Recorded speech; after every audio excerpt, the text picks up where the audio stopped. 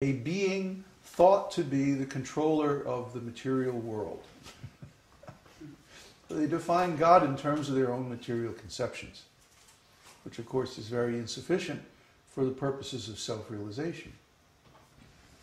So we have our own dictionary, Bhakti Nirukti, and I've been gradually adding pieces of this dictionary on the forum, and hopefully you've been reading it.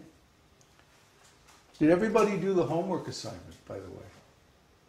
No, I didn't.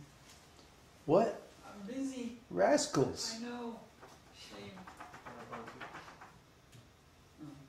I can't believe this. You're all fired.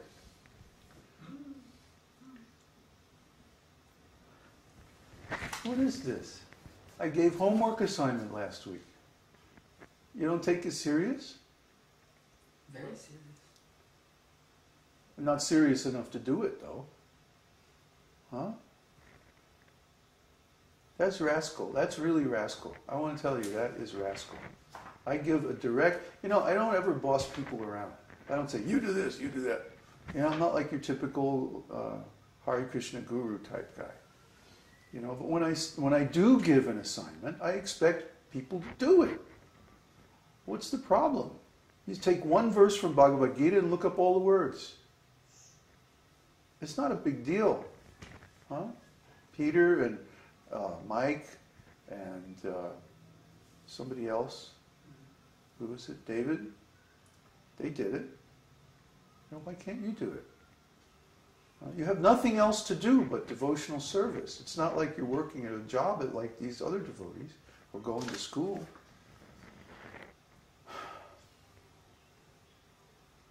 How am I supposed to teach you if you won't do the assignments?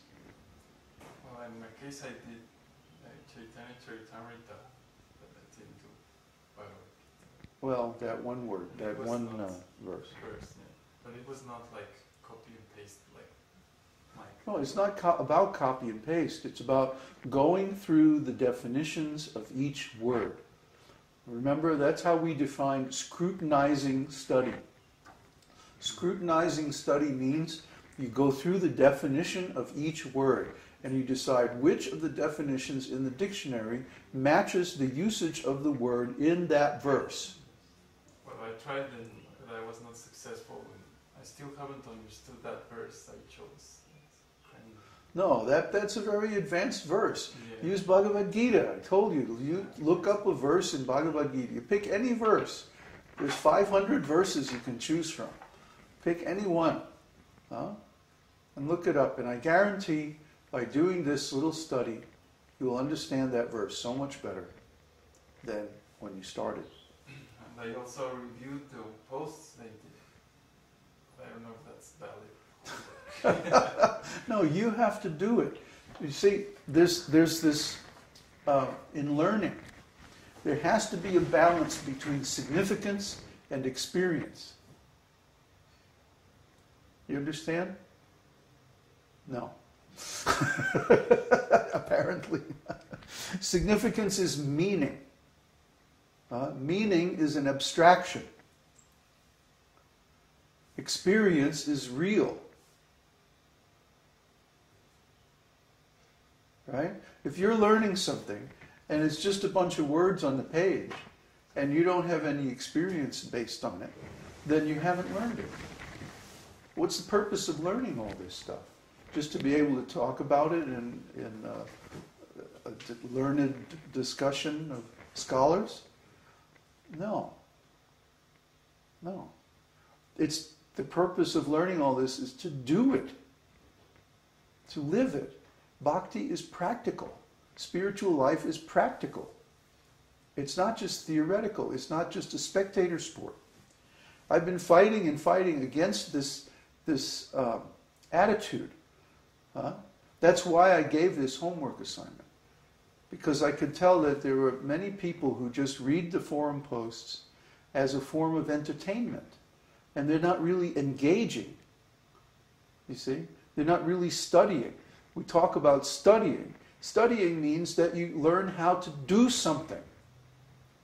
It's not just theoretical. It's not just significance. It's experience. And without that experience, the significance has no meaning. Now do you understand? My approach was like, if somebody else already did it, and if I review that, No. that's You have to do it.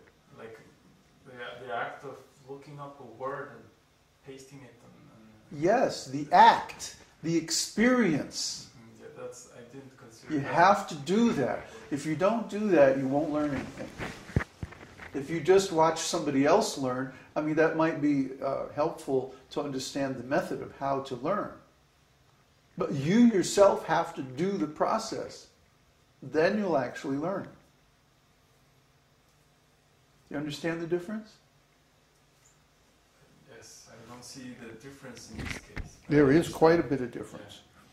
The difference is that watching somebody else do it and reading their work and you yourself doing it is the difference between spectator and engaged. If you just watch somebody else practicing your golf swing, and you can make all kinds of, a very good wind up on that one, and he's following through there, and maybe he needs to relax his left wrist a little bit more, he's slicing it, or whatever. You can make all kinds of observations. That doesn't help you perfect your golf swing.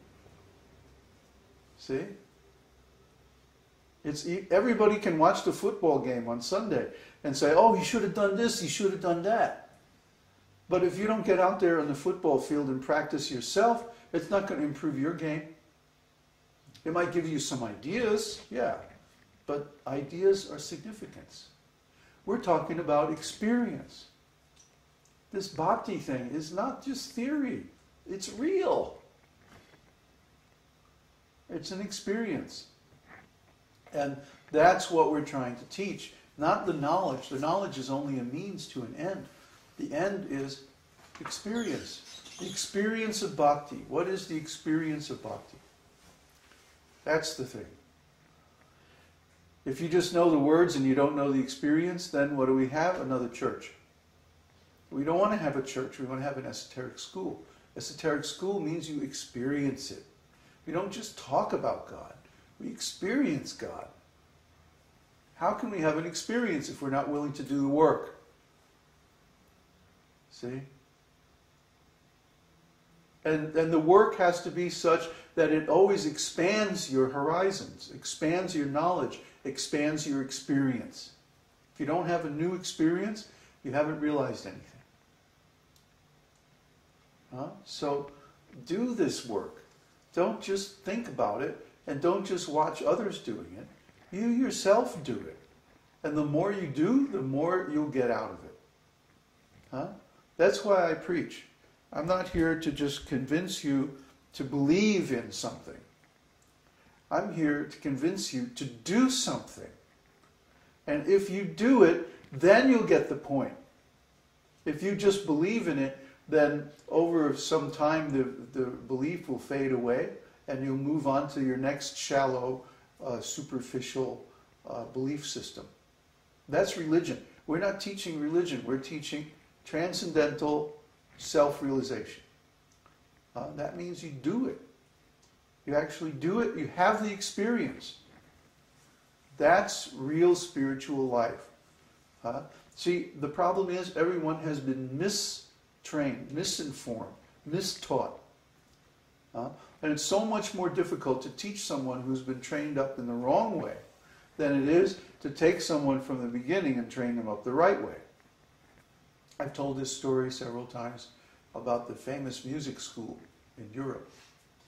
That if you never have music lessons, they charge, let's say, 1,000 euros tuition. But if you ever had a music trainer or music teacher or any lessons or experience before you come there, they charge 2,000 euros. Why? Because it's so much more difficult to teach someone who's already been taught. How can you learn if you think you already know? First you have to put down what you've learned and start all over again from scratch to learn in a different way. So we've been taught, we've been trained for many, many years that learning means knowledge. But no, that's only half or less than half.